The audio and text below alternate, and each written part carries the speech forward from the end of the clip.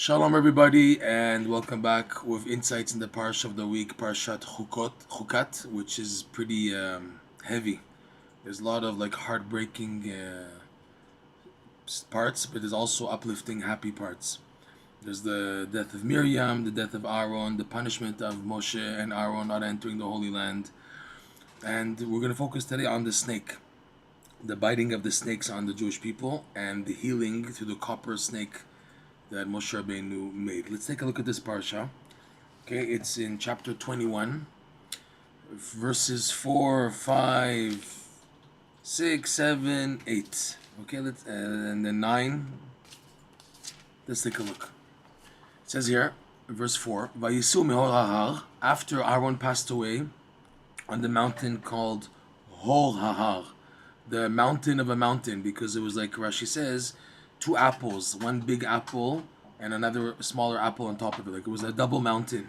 That's why it's called Hor Hahar, which is located basically today east of Israel, east of the Jordan River in Jordan, in the area which is called today Petra, the famous historical archaeological site Petra, on a mountaintop there. So the Jews traveled from Hor Hahar after Aaron passed away, and then right before this parsha, before this section, talks about the war with Amalek. So because of that war, so the Jews went backwards in direction. So Vayisu mehor hahar, the Jews traveled from the mountain Hor Hahar, where Aaron passed away, derech Yam Suf, on the pathway leading back to the Red Sea, which is down south, going around. You should go maybe upwards and left, go into Eretz Yisrael, and now they're going down back because of the war. Lisbov et Eretz Edom, and to go around Eretz Edom, okay? Because Edom didn't allow the Jews to enter their land, so that they go around. So now they're going down, and then eastward, towards Iran, Iraq, and then from there to go up to go around all of Eretz Edom, which is located southeast of Israel, like on the east side and south of the Dead Sea. So to go all the way around, but to do that, they had to go downwards towards the Red Sea. Okay? So now, like Rashi says, the Jews got fed up. Said, "Oh, we're going backwards. It's over. We're never going to enter this land. Our ancestors also went back, and we're now going to go back." So the Jews got fed up.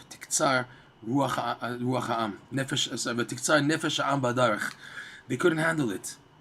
So because they couldn't handle it, like a normal person, when you get uptight and stressed, every tiny thing bothers you. So watch. They started immediately complaining about the manna. Vaydaber ha'am be'elokim uv Moshe. So the Jews spoke dibur, bad speech, against the Lord, Hashem, and Moshe, equating Moshe to the Lord, to Hashem. Lama he'elitunu mimitzrayim lamud bamidbar. Why did you bring us out of Egypt to die in the desert? They said that, even though Hashem is telling them that you can enter the land. The Jews who have to die in the desert were finished now. These are people who are going to enter the Holy Land. Okay? And now they feel that they've been ripped off again because they're going down away from Eretz Yisrael, going towards the Red Sea. So they complained, why did you lift us and they're equating Moshe to Hashem, to this desert. Ki ein lechem, there's no bread and there's no water. V'nafshenu katza, and we're already sick of balechem hakelokel, the bread which is like eruptiveness that will blow up in our stomach. Rashi says we're eating the manna and nothing comes out. So soon it's eventually gonna pop in our stomach. So lechem hakelokel, as if it's like it's blemished bread. So as soon as they complained about the manna, and that was a big mistake to do, to say that, and the Midrash says something amazing. What pushed them? You have a difficulty. So why do you guys jump to the manna? What's the connection to complaining about the bread and the water that you're getting? So the Midrash says something unbelievable.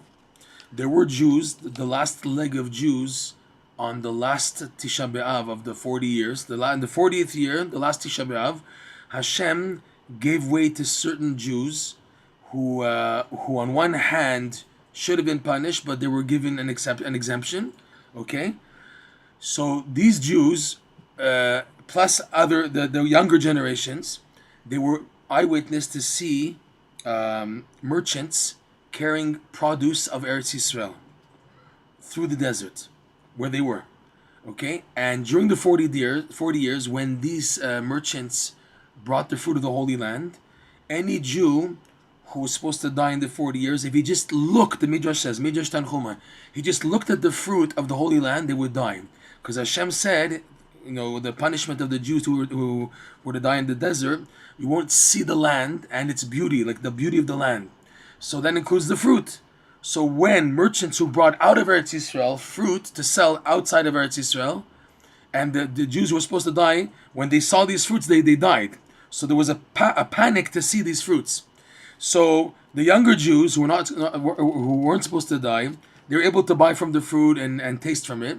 But the other ones who were still given a chance, there were like a group of Jews who were given a chance that they won't die. They were scared to look at it, and they started complaining because they wanted to see the fruit of the Holy Land. And they say, all we have no bread, no water, all we have is the manna. The complaint is due to jealousy, envy, seeing the younger Jews eating from the fruit and looking at the produce, the beautiful produce of the Holy Land, and they couldn't even look at it. Forget about tasting it, even looking at it. So they started to complain. So the complaint, in a sense, was feeling like left out. It's not enough now. We're going away from Eretz Yisrael. And now on top of that, we can't even look at the fruit, and we see the younger Jews who are under the age of 40, being able to eat within the 40. They were under the age of 20 when the decree was made, so they're not dying, and they're eating from it, and we can't even look at it. So they started feeling really, really pushed off. This was a test. This was a test coming before Eretz Yisrael. We'll go into that B'ezrat Hashem. But the next verse says, "Vayishalach Hashem ba'am et hanechashim haserafim." So Hashem sent in the Am the snakes that are burning, Nechash and Saraf. It says two terms. Okay, Nechashim is snakes. Sarafim can also be a term for a snake, but also it means the venomous, poisonous snakes that they bite with a venom that can kill. Okay, Vaynashechu et ha'am, and they lashed out and bit the Am, the nation. Vayamot ha'am rav misrael, many of these Jews died. Okay, Vayavo ha'am el Moshe. So then immediately the Jews woke up that they made a mistake. So that the remaining Jews who weren't dead yet, who maybe had been bitten or weren't bitten at all, they came to Moshe. Vayomru chatan, and said, we sinned. Ki dibarnu b'Hashem babach, we spoke against you and against Hashem and against you. Daven for us. Hitpalel el Hashem. Daven to us to Hashem. V'yaser me'aleinu et Nechash, and he should remove the snakes.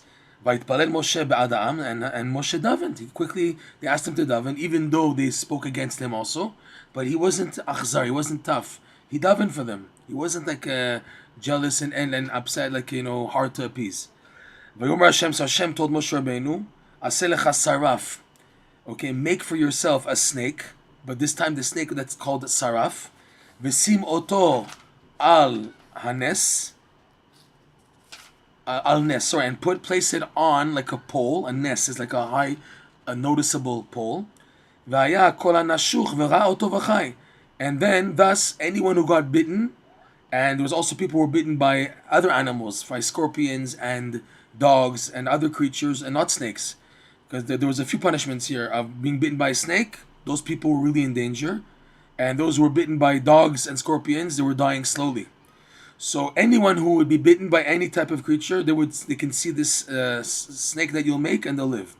So what did Moshe do on his own initiative? Moshe Nechash nechoshet. Hashem told him to make a saraf, which is a type of snake, but Moshe made a snake of the term called Nechash out of copper. Nechash nechoshet. The word for copper, nechoshet, is etymologically similar to the word for Nechash. Vaisimehu al hanes, and he placed it on the pole. And then vaya im nashacha Nechash, and then if now a snake bit somebody, et haish v'bit el Nechash nechoshet v'chai. He would have to stare carefully, deep, as opposed to someone who got bitten by like a dog or a scorpion. You just have to look, it's enough. But someone who was bitten by a snake, he couldn't just look. He had to stare and gaze at the snake, the copper snake, and he would live. Okay. So there's amazing points here from the Zohar and commentaries on the Midrash and the Midrash itself, okay?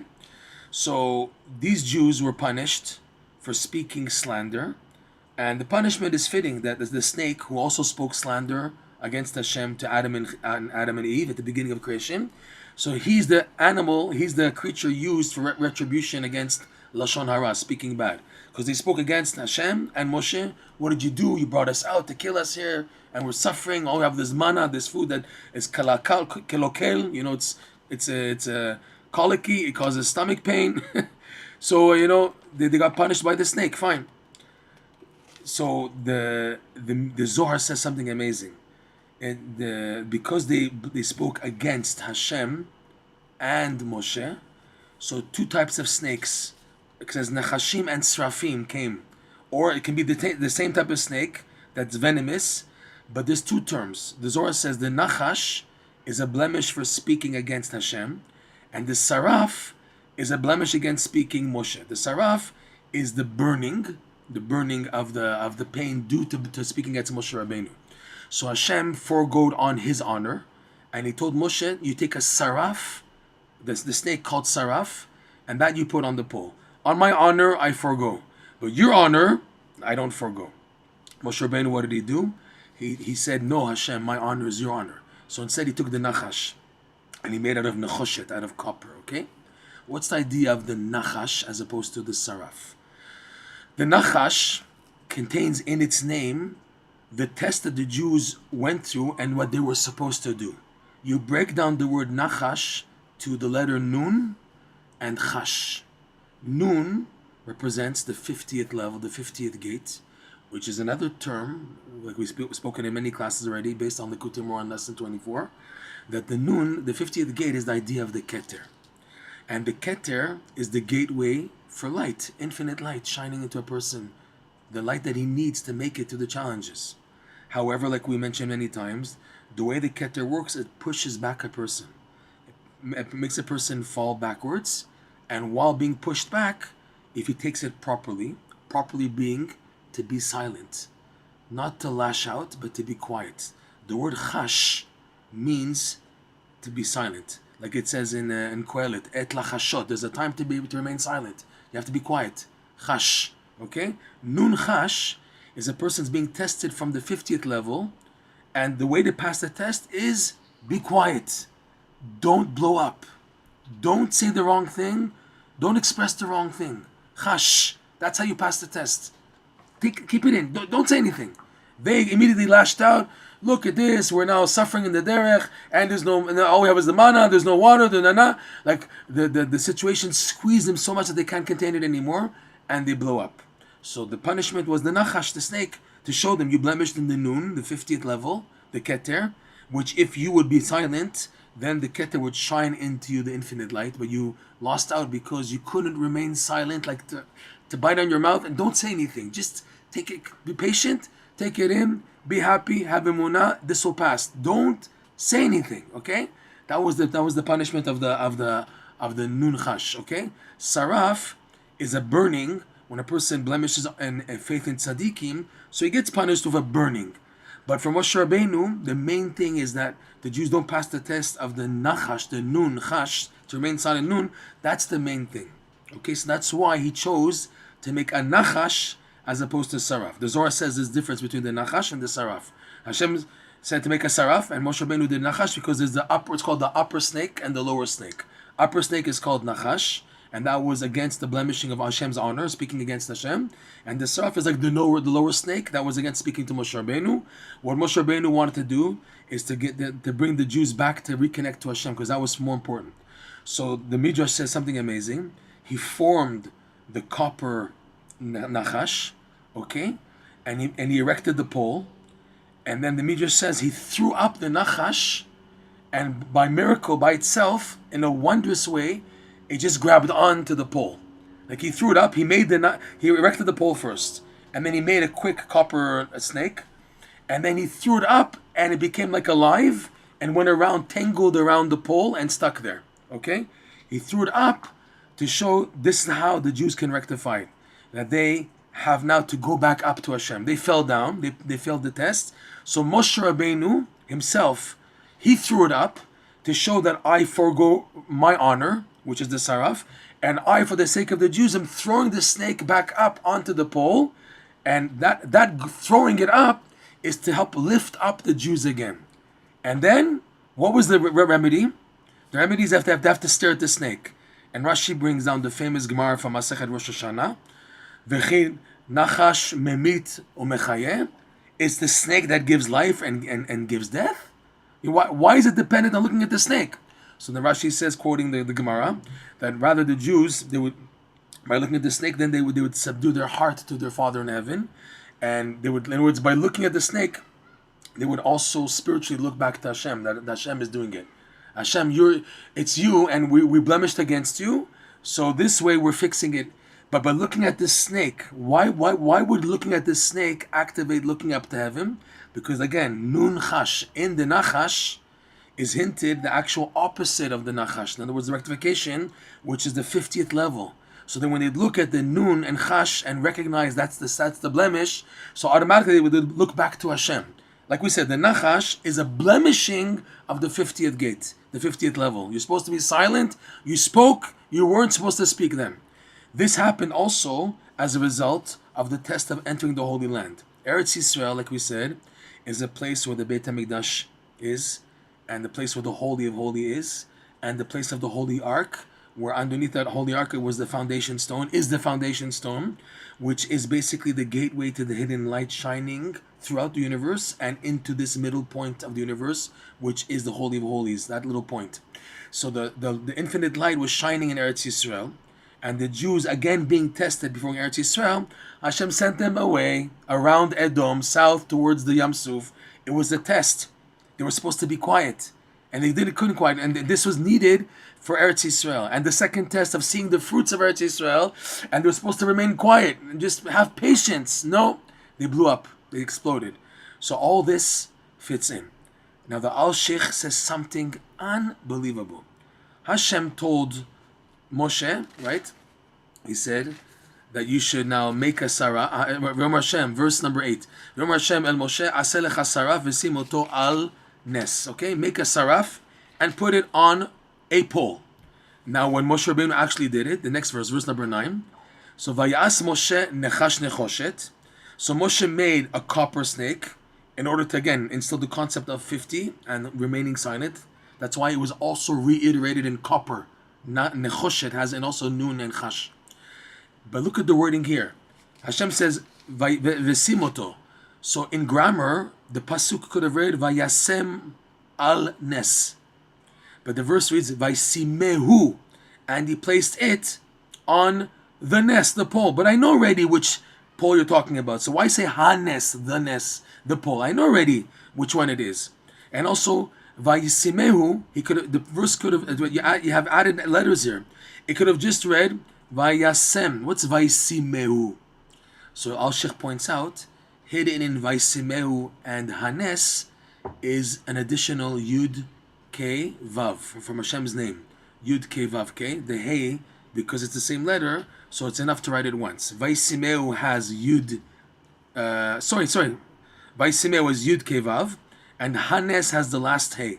So you have all four letters of Hashem's name here. So, Vaysimeo, Yud, Sin Mem Hey Vav, that's Yud Ke Vav. And then Al Hanes, the last Hey. So you have Yud Ke Vav Ke hidden here. Meaning that this is to fix their blemish in Hashem. And looking up and connecting to the infinite light of Hashem, which was the blemish of the Nechash, of Nechash, the blemish of the Jews that they blemished in the Holy Land. So in here, the Al-Sheikh is the rectification. They would look at the Nechash, and that's why they would remember Hashem. Like the Gemara says in Rosh Hashanah, they would remember to subdue their hearts to the Father in heaven. Because in the wording, Moshe Rabbeinu's action, Vaysimei Nes, is already hinted the rectification. So the bottom line in here is that, again, we're shown the test of life. The biggest test is, are you going to be silent, or are you just going to burst out and blow up? If you blow up, you fail the test. If you're quiet, you pass the test. And Hashem tests the person again and again and again until finally pass the test and he doesn't blow up anymore. He remains quiet. Then he's zoche through being chash, silent, to enter and activate the 50th gate. Shabbat shalom and be well.